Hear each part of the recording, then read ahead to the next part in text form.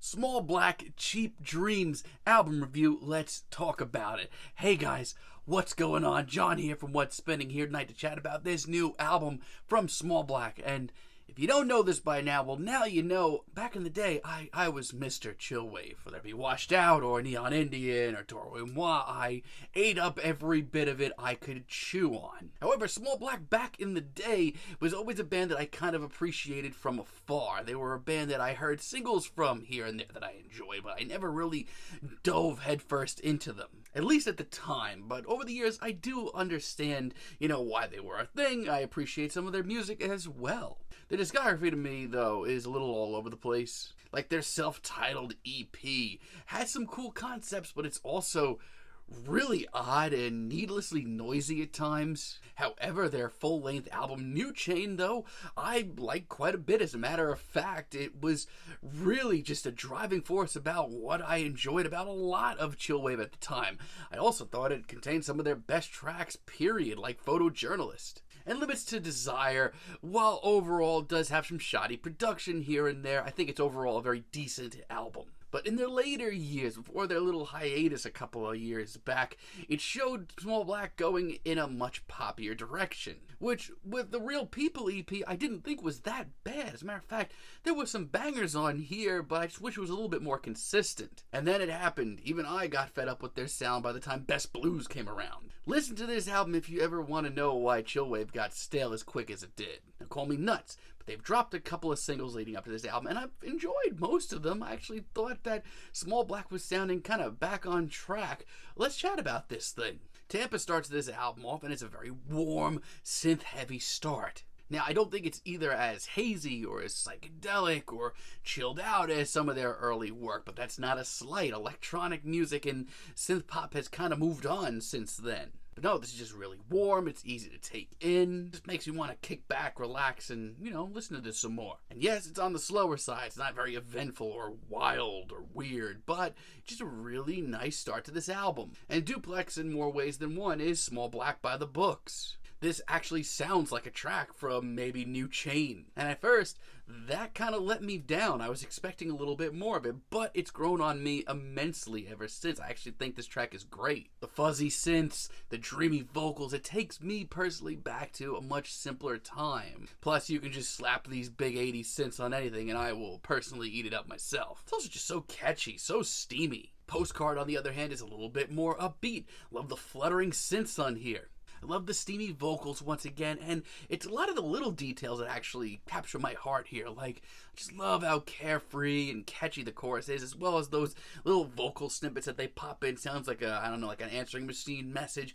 Little details like that bring me back. This track is easily my favorite deep cut here. Makes me so happy. And I genuinely love Driftwood Fire, too. As a matter of fact, leading up to this album, this was probably my favorite single. This brings me back to the times where they were sort of hinting towards a poppier direction, but this is just so much better. There are certainly poppier elements to this track, but overall it's a great medium for them. I love how colorful this is and how airy it is. And it's over 5 minutes long, which is staggering to look at, but Small Black sound rejuvenated and back on track. The bridge also is real good. This is one of the most upbeat tracks here, dare I say intense at times. Maybe not intense in the definition of the word, but this has an upbeat synthwave sound to it, almost like some old M83. It's something out of the band's comfort zone. It's not that laid back, chilled out, hazy sound. It's something that I'd actually like to hear a little bit more of. So a lot of the tracks here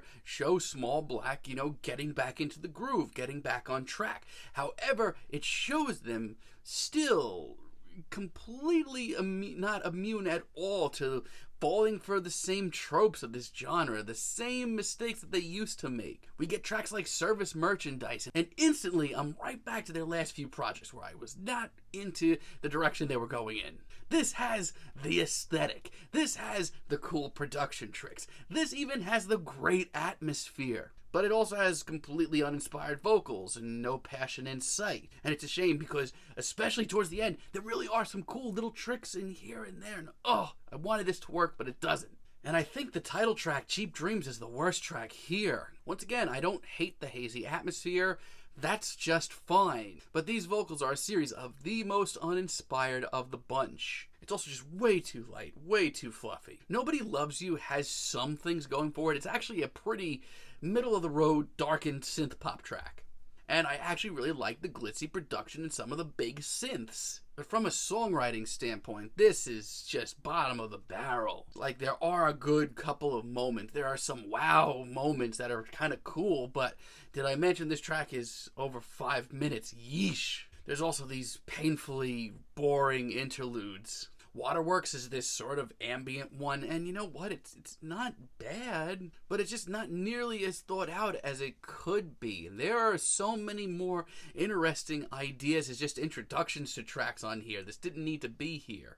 And Dunes, the other interlude we get here, is even worse, and that's not just because it's towards the end of the album and I'm just getting a little tired of it. Song to Ruin, however, is a pretty decent finale that I actually like quite a bit. At first, this sounded like another super slow, super dreary ballad that takes itself way too seriously. It does shape up pretty nicely though, especially the second half of this track. It picks up, it gets a little bit more upbeat, it ends up being super whimsical very fast. Actually, oddly timeless by the end of it as well. It's a real strong ending, one that actually, opens up my curiosity for the future of Small Black. Makes me hope they do a little bit more in the near future. So a lot of this album, a good chunk of it, is exactly what I liked about Chillwave back in the day, especially from Small Black. But honestly, it shows them, doing a lot of what they did good, but also a lot of what always made it very hard for me to get into them as well. For every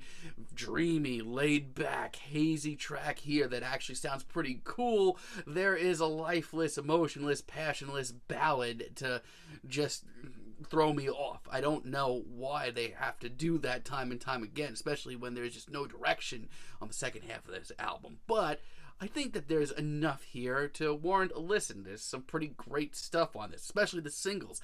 Feeling like a decent 7 on this, but let me know what you guys think down below. If you liked the video, be sure to give us a like, give us a subscribe, and let me know down below what you would like for me to chat about in the future. And until next time, have a great day, guys.